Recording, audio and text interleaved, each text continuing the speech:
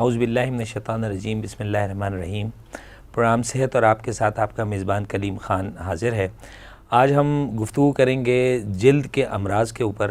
آج ہم نے دعوت دی ہے، ہمارے ساتھ ہمارے معزز مہمان موجود ہیں جو پاکستان اسٹیل 100 بیڈ ہاسپٹل کے اندر ڈپٹی چیف میڈیکل آفیسر ہیں۔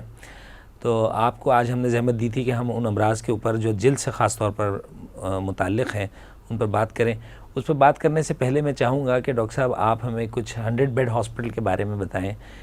یہ ہمارا واحد ادارہ ہے شاید پاکستان کا جس کے پاس اتنا بڑا اور اتنے وسائل کے ساتھ ہاسپٹل موجود ہے۔ کچھ اس کا تعارف ہم چاہیں گے کہ ہمارے ناظرین کر سکیں۔ اصل میں ان کا نام تو پاکستان اسٹیل ہاسپٹل ہے، بس ایک عام نام پڑ گیا 100 بیڈ، ایکچوئل نیم تو پاکستان اسٹیل ہاسپٹل ہے۔ ٹھیک ہے۔ اس میں گنجائش تو 110 بیڈس کی ہے، جس میں ہمارے پاس تمام سہولتیں کافی حد تک ہیں۔ آئی سی یو ہے، سی سی یو ہے، ڈائلسس ہے، او ٹی ہے، اور ہمارے تمام consultants F C P S ہیں، majority of the consultants. Cardiologist ہے، نیفرولوجسٹ ہے، یورولوجسٹ ہے، سرجنس ہیں ہمارے پاس، فزیشین ہیں۔ تو اس طرح اچھا اکوپڈ ہاسپٹل ہے۔ ایکچولی اس کا کریڈٹ تو جنرل قیوم صاحب کو جاتا ہے جس نے اس ہاسپٹل کو بنایا۔ ٹھیک ہے، یعنی وسائل کے اعتبار سے آپ سمجھتے ہیں کہ اسٹیل مل کے تمام ملازمین کو یہ بیک وقت تمام سہولیات؟ تمام ملازمین کو تو نہیں کر سکتا، ٹھیک ہے، کیونکہ ہمارے ملازمین تو اسکیٹرڈ ہیں آل اوور دا سٹی۔ ٹھیک ہے، وہاں پہ جو اسٹیل ٹاؤن اور گلشن حدید کے علاقے یا اس ویسینٹی میں رہنے والے لوگ ہیں، ان امپلائیز کے لیے یہ ایک بلیسنگ ہے۔ اچھا، ہم اپنے موضوع کی طرف آتے ہیں۔ جلد یقیناً ایک بڑا حساس معاملہ ہے، اور خاص طور پر جلد اگر گرمیوں کے موسم کے اندر یا سردیوں کے موسم میں بہت تیزی سے متاثر ہوتی ہیں، اور ہم چاہیں گے کہ کچھ اس کے بارے میں آپ بتائیں کہ جلد کیا ہے اور انسانی جسم کے اندر کس انداز میں یہ ریئیکٹ کرتی ہے۔ اصل میں اللہ تعالیٰ نے انسان کو ایک بیلنس جسم عطا کیا ہے، بے شک، جس طرح قرآن میں بھی کہا گیا، فی احسن تقویم کے الفاظ کہے گئے، خلق الانسان فی احسن تقویم۔ تو اس کے مصداق اللہ تعالیٰ نے انسان کو جلد عطا کی، جو انسان کے باڈی کا ایک کور ہے، اس کے اندر ساری چیزیں چھپی ہوئی ہیں، وہ لارج انٹیگومنٹ آف دا باڈی ہے۔ ٹھیک ہے۔ اچھا، اللہ تعالیٰ نے اس اسکن کے ذریعے کئی فنکشنز بھی رکھے ہیں۔ ایک تو انسان کا ایک پورا لیئر ہے باہر کا، اور جسم کو ڈھانپنے والی ایک چیز ہے، لارج انٹیگومنٹ آف باڈی ہے، لیکن کئی اس کے فنکشنز بھی ہیں۔ اس کا ایک فنکشن ایک سردی اور گرمی کو اڈاپٹ کرنا، ایواپوریشن کرنا۔ اچھا، پانی کا پسینے کا اخراج ہے۔ جلد پہ کچھ ایسے حصے ہیں جہاں پہ بال اگتے ہیں، کچھ ایسے حصے ہیں جس کو موٹی جلد گلیبرس اسکن کہتے ہیں، ہاتھوں اور پیروں کی اسکن ہے۔ اللہ تعالیٰ نے مختلف ساخت کی جلد کے مختلف پورشن اللہ تعالیٰ نے عطا کیے ہیں، تو یہ ایک بڑی اللہ تعالیٰ کی نعمت ہے۔ گویا آپ کا کہنا یہ ہے کہ ہر انسان کے اندر اپنی خطے کی جو صورتحال ہے، یعنی موسم کی صورتحال ہے، اس کے مطابق انسان مختلف انداز میں اسکن جو ہے اس کی وہ ریئیکٹ کرتی ہے، اڈاپٹیبلٹی ہوتی ہے، اور وہ فنکشن اس حساب سے ادا کرتی ہے کہ کہیں پر اگر پسینے کا زیادہ اخراج ہو رہا ہے تو وہاں پہ جلد کی کسی جسم کے اندر نوعیت دوسری ہوگی، اور اگر کہیں پہ کم اخراج ہو رہا ہے تو وہاں پر جلد دوسرے فنکشنز جو ہے نا اس اندر کرے گی۔ اچھا، عام طور پر کیا دیکھا ہے آپ نے، کن بیماریوں کے مریض جلد سے متعلق آپ کے پاس رپورٹ کرتے ہیں؟ یوزولی ہماری او پی ڈی میں آنے والے جو لوگ ہیں، جو کامن ڈیزیز جو پریزنٹ ہوتی ہے کلینکس میں، وہ اسکیبیز سب سے زیادہ ہے، اور اسکیبیز کے لیے عام طور پر یہ کہا جاتا ہے کہ if scabies is treated 90% skin disease are treated. ٹھیک ہے، کیونکہ ہمارا جو معاشرتی لیونگ ہے، غریب آبادیاں ہیں، اور جو کمبائن فیملی سسٹم ہے، بلکہ ہم نے تو ایسی فیملیز بھی ہمارے پاس رپورٹ کرتی ہیں جو کمبائن فیملیز کے اندر نہیں رہتے ہیں، also they are affected from the scabies. Right. Scabies usually urticaria ہے، الرجیز ہیں. اچھا میں نے استعمال میں آنے والی جتنی چیزیں ہیں، پرفیومس ہیں، پاؤڈرس ہیں، فریگرنس والی چیزیں ہیں، ان کے اثرات ہوتے ہیں جس کی وجہ سے کافی الرجیز پیدا ہوتی ہیں. تو یوجولی اسکیبیز پریزنٹ ہوتی ہے سب سے زیادہ. اچھا آپ یہ سمجھتے ہیں کہ پاکستان کے اگر ہم حوالے سے بات کریں کہ اسکیبیز جو ہے وہ کن علاقوں کے اندر کن وجوہات کی بنا پر پروگریس کرتی ہے، اور آیا یہ کنٹیجیس ہے، یعنی کیا لگ جاتی ہے ایک دوسرے سے بیماری؟ اصل میں اسکیبیز جراثیم ہیں، پیراسائٹس ہیں جو ایک سے دوسرے میں یقیناً لگتے ہیں. ٹھیک ہے. اچھا ان کی گروتھ بہت ریپڈ ہوتی ہے.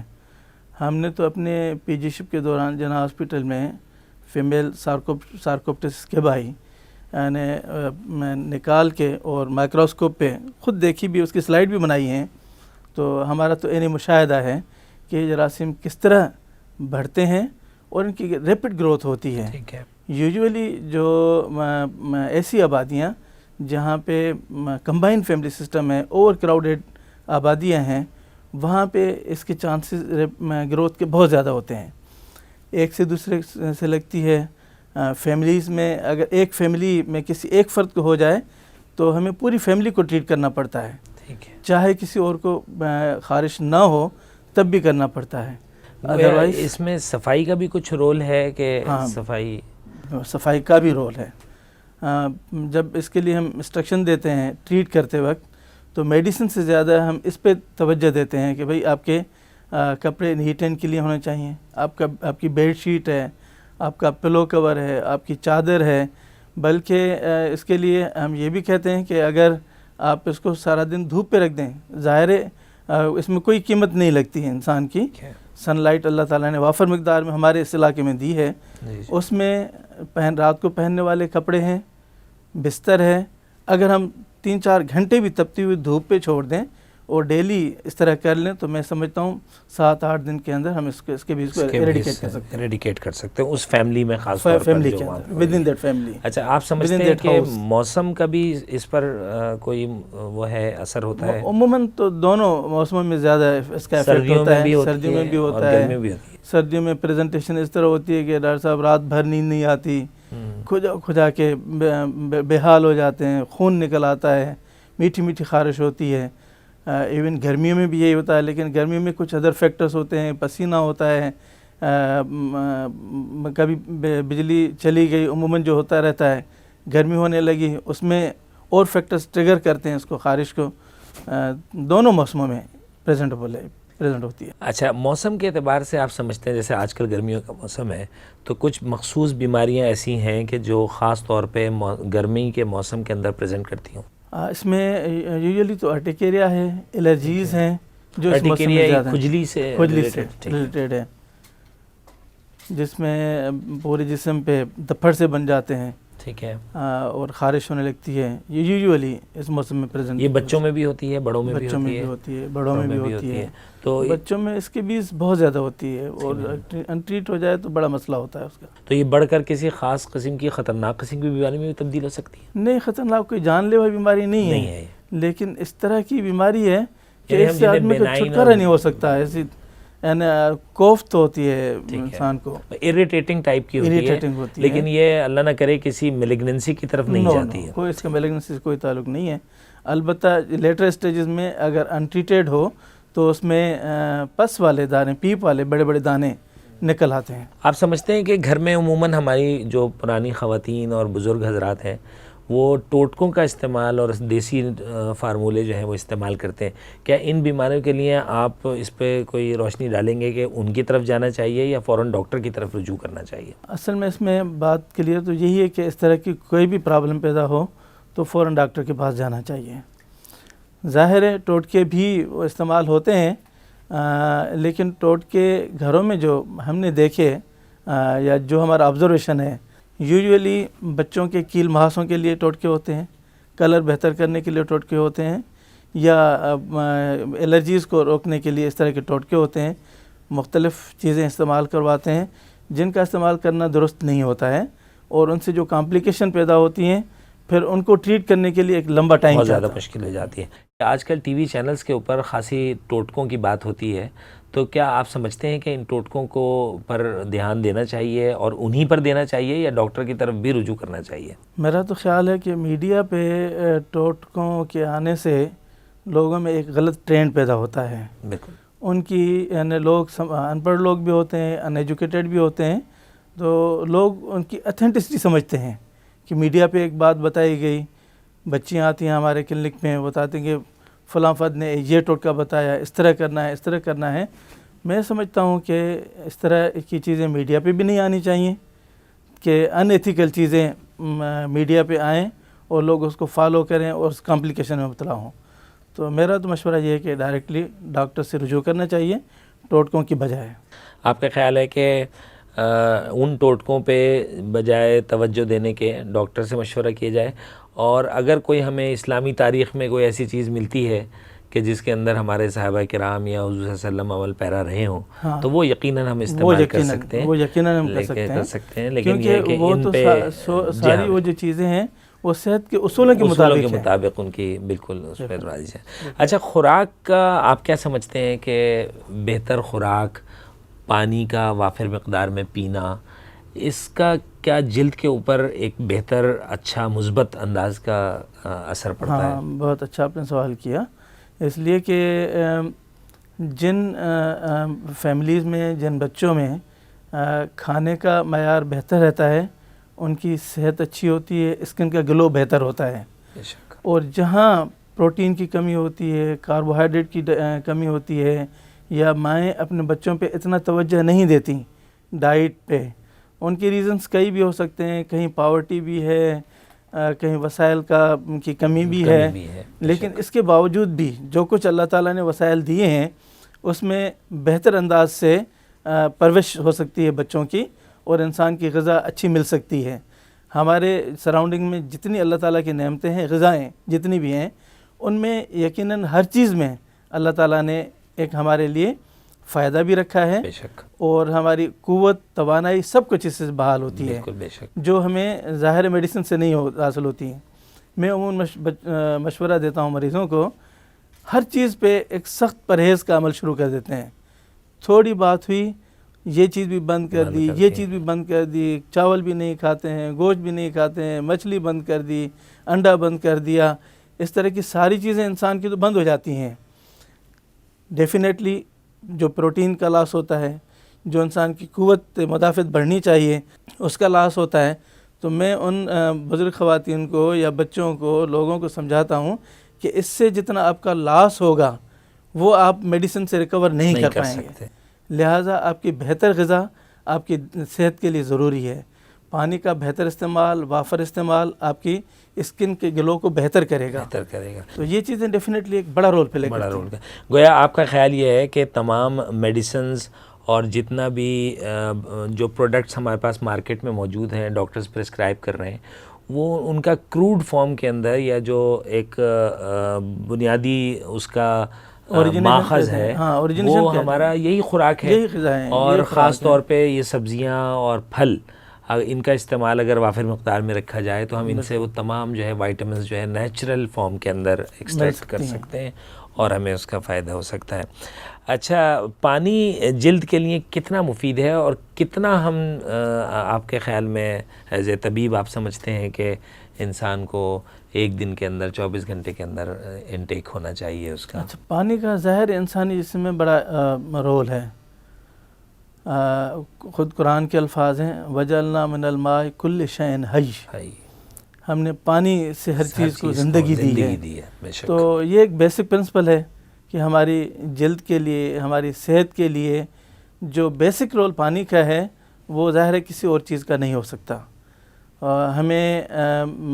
ہمیں اپنے گردوں کی صفائی کے لیے، اسکن کو بہتر کرنے کے لیے، بہتر ایواپوریشن کے لیے، اسکن کو اچھا اسکن بیریئر بنانے کے لیے ہمیں کم از کم 10 سے 12 گلاس ڈیلی پانی پینا چاہیے.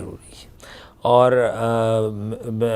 ہم سمجھتے ہیں کہ بچوں کے اندر خاص طور پر اگر جو ڈی ہائیڈریشن کے بچے ہوتے ہیں جن میں پانی کی کمی یا نمکیات کی کمی ہو جاتی ہے تو وہ ایک دم سے بچے جو ہے وہ ہم سے دور جانے لگتے ہیں، اور صرف ہم ان کو جو ہے وہ اگر ڈرپ کی صورت میں یا نمکیات اور پانی دی جائے تو بچے دوبارہ بحال ہو جاتے ہیں۔ بالکل، بچوں میں تھوڑے لوز موشنز ہو گئے، دست ہو گئے، اس میں پانی کی کمی ہو گئی، اگر ان کو پانی نہ ملا تو ظاہر ان کی زندگی کے لیے خطرہ ہو سکتا ہے۔ اچھا، کیا آپ سمجھتے ہیں کہ انسان کی زندگی میں نیند جو ہے، جو کہ ڈاکٹر حضرات کہتے ہیں کہ 6 گھنٹے کم سے کم ایک نیند ہونا ضروری ہے، کیا خوراک جو ہے وہ بھی اس پر نیند کے اوپر اپنا کوئی اثر رکھتی ہے کہ اتنی خوراک لیں گے تو آپ کی نیند اتنے گھنٹے پوری ہوگی، اور آپ کو جیسے قیلولہ کی ہمیں وہ ملتی ہے کہ بھئی آرام جو ہے وہ نیند کی صورت میں تھوڑا بہت کرنا چاہیے، تو اس پر بھی خوراک اپنا کوئی اثر رکھتی ہے اور کرنا چاہیے خوراک کے بعد کچھ تھوڑا بہت؟ ہاں ڈیفینیٹلی،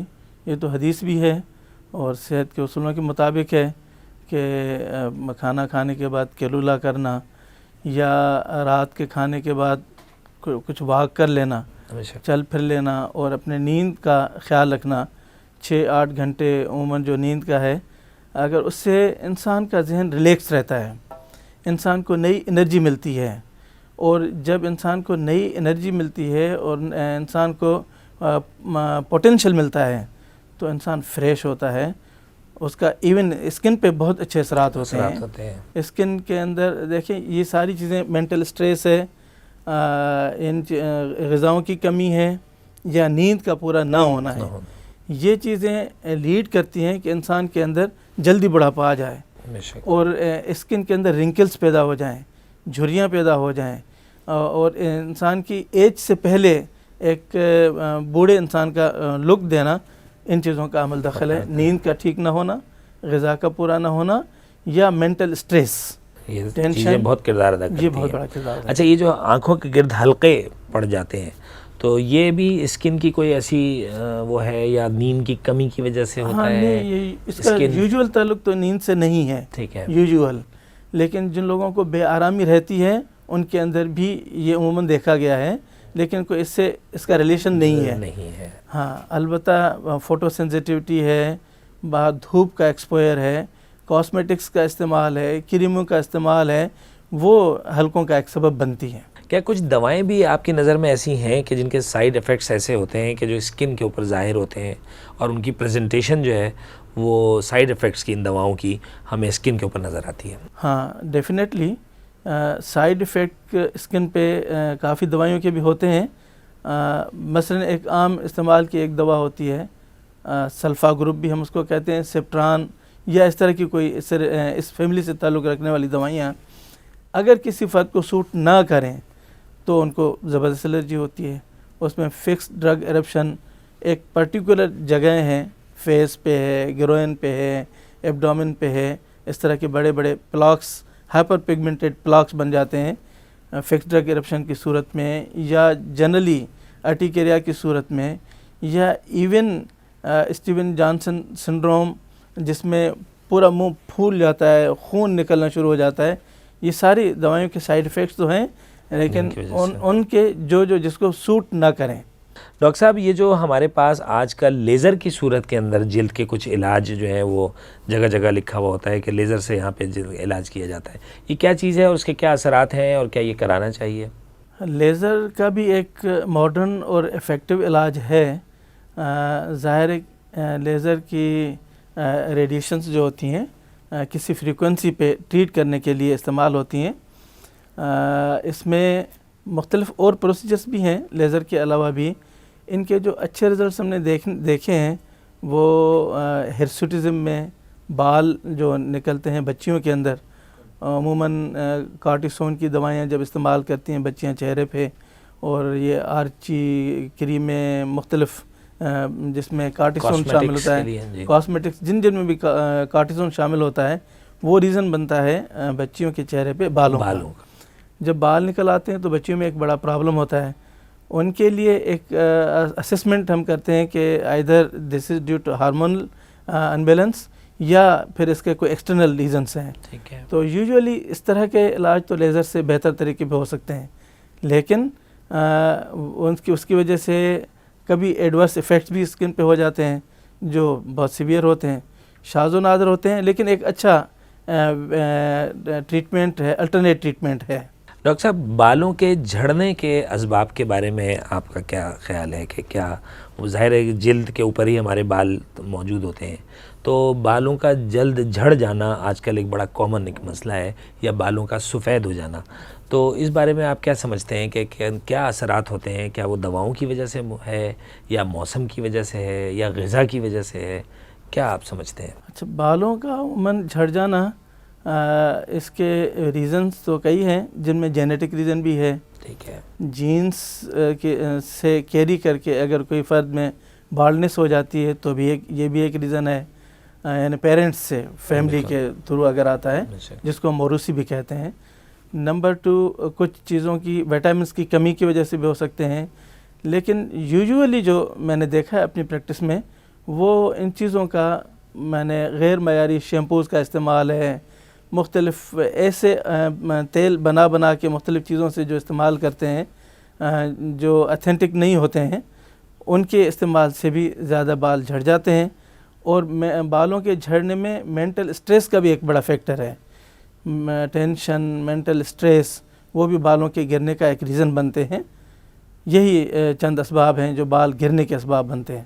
گویا ہمارے کاسمیٹکس کے اندر خاص طور پر جو خواتین اور بچے، آج کل نوجوان لڑکے جیل کی صورت میں بالوں پر یا اس طرح کے لوشنز کا استعمال کر رہے ہیں، ڈائی استعمال کر رہے ہیں، تو وہ بھی ایک بڑی وجہ ہے جس کی وجہ سے آپ سمجھتے ہیں کہ بال جو ہے وہ گر رہے ہیں۔ بہت بڑی وجہ ہے۔ تیل جو ہے وہ آپ سمجھتے ہیں کہ مناسب ہے؟ سرسوں کا تیل، سرسوں کا تیل بہت ہم ایز اے ٹریٹمنٹ بھی ایڈوائز کرتے ہیں۔ زیتون کا تیل ہے، سرسوں کا تیل ہے، خشک جلد ہے تو اس میں کوکونٹ آئل، پیراشوٹ آئل بھی ایڈوائز کرتے ہیں، ایز اے ٹریٹمنٹ ایڈوائز کرتے ہیں۔ یہ اللہ تعالیٰ کی نعمت ہیں، لیکن ہم ان کو چھوڑ کے اور ایسے ٹوٹکوں پہ چلے جاتے ہیں، مختلف چیزوں پہ جاتے ہیں جو ہمارے بالوں کے گرنے کا سبب بنتے ہیں۔ ایک دوسری آپ نے چیز پوچھی، سفید بالوں کا سفید ہونا، جلدی بالوں کا سفید ہو جانا ینگ ایج میں، چھوٹی ایج میں، یہ بھی ایک جینیٹیکل پرابلم ہے جس کا ایکچوئل کوئی ٹریٹمنٹ نہیں ہے۔ ٹھیک ہے کہ ظاہر پیشنٹ یا بچوں کی خواہش یہی ہوتی ہے کہ ہم ڈاکٹر کے پاس جا رہے ہیں اور اس کا ٹریٹمنٹ اتنا ہو جائے گا کہ فوراً بال سارے کالے ہو جائیں گے، لیکن اس کا کوئی اس طرح کا ٹریٹمنٹ نہیں ہے۔ ہاں، البتہ جو غذاؤں کی کمی ہوتی ہے، وہ وائٹامنس، سبزیاں، پھل، فروٹ، وہ اس میں ایک بڑا رول پلے کرتے ہیں کہ اس عمل کو اگر وہ ڈیفیشنسیز پوری ہوں تو وہ ڈیلے ہو جاتا ہے۔ ڈاکٹر صاحب، یہ بچوں کے اندر میزلز ایک بیماری ہے جو بڑے کامن بھی ہے، اور آج کل خاص طور پہ خسرہ جسے کہتے ہیں، اس پر کوئی تبصرہ آپ کرنا چاہیں گے کہ وہ کیسے اور کنٹیجیس ہے وہ؟ ہاں، یہ کنٹیجیس ڈیزیز ہے، وائرل ہے، یہ ہے چکن پاکس ہے، میزلس ہے، چکن پاکس ہے، یا انہی وائرس کی فیملی سے تعلق رکھنے والی چند بیماریاں جو اسی گروپ کے ساتھ ہوتی ہیں، وہ کنٹیجیس ہیں۔ ڈیفینیٹلی اگر فیملی میں کسی ایک بچے کو ہو جاتی ہے تو باقی بچے بھی ان کے متاثر ہونا 90% چانس ہوتا ہے کہ وہ متاثر ہو جاتے ہیں۔ تو کنٹیجیس ہے، ڈیفینیٹلی وائرس کی وجہ سے ہوتی ہیں، لیکن اس میں بھی ہمارے کچھ توہمات ہیں، اور وہ توہمات اس طرح کہ بچے کو باہر نہیں نکالنا ہے، کسی کی نظر نہ پڑے، کوئی جو ایک قدیم روایات ہیں اس کے بارے میں کہ ایسی خاتون کی کوئی نظر نہ پڑ جائے، ناراض ہو جائے گی، عجیب سی میتھس ہیں اس معاملے میں۔ حالانکہ یہ سمپل وائرل ڈیزیز ہے، اس کا احتیاط یہ کرنا چاہیے کہ باقی بچوں سے کانٹیکٹ نہ رکھا جائے بچوں کا، تاکہ فوراً ان کو نہ لگ جائے۔ باقی سمپٹومیٹک ٹریٹمنٹ ہے، اگر فیور ہے تو اس کو ٹریٹ کرنا چاہیے، کف ہے، چیسٹ خراب ہو جاتی ہے، اور ہم نے اس طرح کے بھی بچے دیکھے جن کو ماں باپ نے بڑا لائٹ لیا اور انہی روایات کو قائم رکھتے ہوئے ٹریٹمنٹ نہیں دیا، وہ کمپلیکیشن میں چلے جائے، سیویئر نیمونیا میں چلے گئے، سیویئر چیسٹ انفیکشن میں چلے گئے، ایون ہم نے یہ دیکھا کہ پیرالائسس ہو جاتی ہے بچوں میں، اس طرح انٹریٹڈ بچوں میں۔ ڈاکٹر صاحب، گرمی دانے کیا ہوتے ہیں؟ اور بچوں میں آج کل ظاہر گرمی کی وجہ سے، بڑی حساس جلد کی وجہ سے جلدی ہو جاتے ہیں، تو اس سے بچاؤ کے کیا طریقے ہیں اور کیا مثلا گرمی دانوں سے کس طرح بچا جا سکتا ہے؟ اصل میں یہ پرکلی ہیٹ بھی کہہ سکتے ہیں ہم اس کو، ملیرا روبرا ڈرماٹولوجی میں اس کی ایک اصطلاح ہے، یا ان کے بعد جب گرمی کے ایکسپوئر سے بڑے بڑے دانے بھی نکل سکتے ہیں.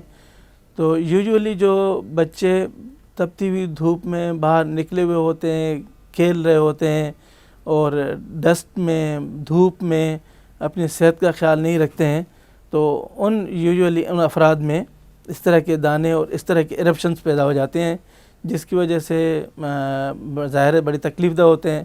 ایون فیور بھی ان کی وجہ سے ہو سکتا ہے. ان سے بچنے کے لیے طریقہ یہ ہے کہ اوائڈ کرنا چاہیے. بہت نیسیسری اگر کہیں دھوپ کے ایکسپوئر میں جانا ہے تو ٹھیک ہے، ادروائز اس طرح بچوں کا روڈوں پہ کرکٹ کھیلنا اور تپتی ہوئی دھوپ میں 5-6 گھنٹے لگے رہنا، تو میرا خیال ہے اگر اس سے تھوڑا بچا جائے تو ہم اس کو کنٹرول کر سکتے ہیں. ڈاکٹر صاحب، ہم اپنے پروگرام کے اختتام پر ہیں. شوگر کے مریضوں کے بارے میں آپ کیا سمجھتے ہیں کہ جلد کی بیماریاں اس کی کیا بچاؤ کی تدابیر ہو سکتی ہیں؟ کیونکہ ان کے لیے بڑا کہا جاتا ہے کہ وہ بڑا ریڈیلی پرون ہوتے ہیں کہ انفیکشن ایکوائر کر لیتے ہیں، کوئی رگڑ کی صورت میں یا کوئی چوٹ کی صورت میں. تو ان کے لیے کوئی خاص ہدایات آپ دینا پسند کریں گے؟ ہاں ڈیفینیٹلی، آپ نے بڑا اچھا کوشچن کیا کہ شوگر کے پیشنٹ تو they are more prone to the infections and injuries. Usually late stages میں جو ہم نے دیکھا ہے، ایون ٹیکسٹ بکس میں بھی موجود ہے، پیریفرل نیوروپیتھی ہو جاتی ہے. یعنی جو ایکسٹریمٹیز ہیں ان میں حس کم ہو جاتی ہے. حس کم ہونے سے پیروں کا سن ہو جانا، ہاتھوں کا سن ہو جانا. تو اس طرح کے پیشنٹس جب چلتے رہتے ہیں، واک کرتے ہیں، کچھ پتہ نہیں چلتا، کوئی چیز ان کے پیروں کو ٹکر گئی اور اس میں کوئی انجری آ گئی تو وہ آگے چل کے ان کے پیر کے کٹنے کا سبب بھی بن سکتی ہیں، ایمپوٹیشن کا سبب بن سکتی ہیں، گینگرین کا سبب بن سکتی ہیں. تو ہمیں احتیاط کرنا چاہیے آل اوور اسکن کا. ایون ڈائبٹیز میں انجیکشن کے لگنے کا یوزولی ہم نے دیکھا ہے، جو لوگ اس کو انسولین پہ ہوتے ہیں، انجیکشن لگاتے ہیں، جہاں جو انجیکشن سائٹس ہیں وہاں پہ بڑے بڑے زخم بن جاتے ہیں. وہ اس لیے کہ اپنی نیڈل کا کیئر نہیں کرتے. اسکن پہ لگاتے ہوئے اس کو جس طرح سنبھال کے رکھنا چاہیے، انفیکشن سے الگ رکھنا چاہیے، کسی چیز کو ٹچ نہیں ہونا چاہیے، اس کا احتیاط نہیں کرتے. وہ پیشنٹ جب لگا لیتے ہیں، بڑی ایبڈومینل اسکن پہ بڑے بڑے فرنکلز بن جاتے ہیں، زخم بن جاتے ہیں، ایبسیسز بن جاتی ہیں. ایون جو دانے انکنٹرول ڈائبٹیز میں کہیں بھی کوئی دانہ نکلا وہ انکنٹرول ہوتا ہے، اور پھوڑے کی صورت میں، ہاں پھوڑے کی صورت میں ہوتا ہے. تو اسکن تو بہت زیادہ سینسٹیو ہے اور شوگر کے پیشنٹ کے لیے اس کو کیئر کرنا چاہیے تاکہ اس طرح کی کوئی کمپلیکیشن اسکن پہ پیدا نہ ہو. گویا شوگر کے پیشنٹ کو خاص طور پر اپنی جلد کا خیال جو ہے بڑا خیال رکھنا چاہیے. ڈاکٹر صاحب، یہ ایکنی کے بارے میں آپ کا کیا، یہ جو چھیل ماہ سے اور وہ ہو جاتے ہیں، اس پہ کیا؟ یہ ایکچولی ینگ بچوں کے لیے زیادہ پرابلم ہوتا ہے. بچے اور بچیاں اس سے متاثر ہوتے ہیں اور اس کے لیے بھی مختلف ٹوٹکے ہوتے ہیں ٹریٹمنٹ کے، لیکن پراپرلی اس کا ٹریٹمنٹ لینا چاہیے ڈاکٹر کو دکھا کے. اور آج کل تو یہ ٹریٹیبل ڈیزیز ہے، کیل ماہ سے ٹریٹ ہو جاتے ہیں. کچھ پیرنٹس بھی یا کچھ بچے بھی اس کو لاپرواہی میں لے لیتے ہیں تو ان کے جو نوڈولوسسٹک ایکنی ہوتی ہے اس کی وجہ سے چہرہ ڈسفگر ہو جاتا ہے، چہرے پہ بڑے بڑے نشان بن جاتے ہیں جو لیٹر اسٹیجز میں پھر اس کا کوئی ٹریٹمنٹ نہیں ہوتا ہے، پرماننٹ ہو جاتا ہے، پرماننٹ بن جاتے ہیں. ڈاکٹر صاحب تھینک یو ویری مچ. ہم نے بڑی سیر حاصل گفتگو کی جلد کے امراض کے بارے میں ڈاکٹر عبدالقادر سومرو سے. ہم ان کے بڑے شکر گزار ہیں کہ آپ ہمارے پروگرام میں تشریف لائے ہمارے اسٹوڈیوز میں، اور انشاءاللہ آئندہ بھی ہم آپ کو زحمت دیں گے. تو اس کے ساتھ ہی ہم اپنے پروگرام کا اختتام کرتے ہیں. ناظرین السلام علیکم.